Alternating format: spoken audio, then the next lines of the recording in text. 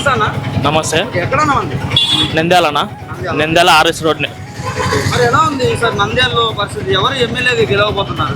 మన అన్న శిల్పా రవిచంద్ర కిషోర్కి మన ఓటు. మా ఫ్యామిలీ మొత్తం వాళ్ళగా వేసేది ఫస్ట్ నుంచి ఈసారి మనం. అటు పక్కన చూసుకుంటే ఫారూక్ గారు కూడా మంచి రైజింగ్ అండి. మరి వచ్చే అవకాశాలు ఉన్నాయి? లేదు, ఫారూక్ వాళ్ళకి వచ్చే అవకాశాలు అయితే అంతగా లేవు, కానీ మన శిల్పా రవిచంద్ర అయితే రావచ్చని నా డౌట్. బాగా చేస్తున్నారు, అభివృద్ధి బాగుంది కాబట్టి వస్తే రావచ్చని నా డౌట్ 100%. వాలంటీర్ వ్యవస్థ కంటిన్యూ చేస్తే మంచిది. వృద్ధులకు వాళ్ళకి ఎక్కడికి పోకుండా తెచ్చుకోకుండా ఇంతగాడికి వస్తుంది కాబట్టి మంచిది. ఇంకా టీడీపీకి చేస్తే మాత్రం వాళ్ళు ఇబ్బంది పడాల్సి వస్తుంది. వాలంటీర్ వ్యవస్థ తీసేస్తారని నా డౌటు. అంతవరకే. మళ్ళీ కావాలే నంద్యాలకు నువ్వే శిల్పా రవణ.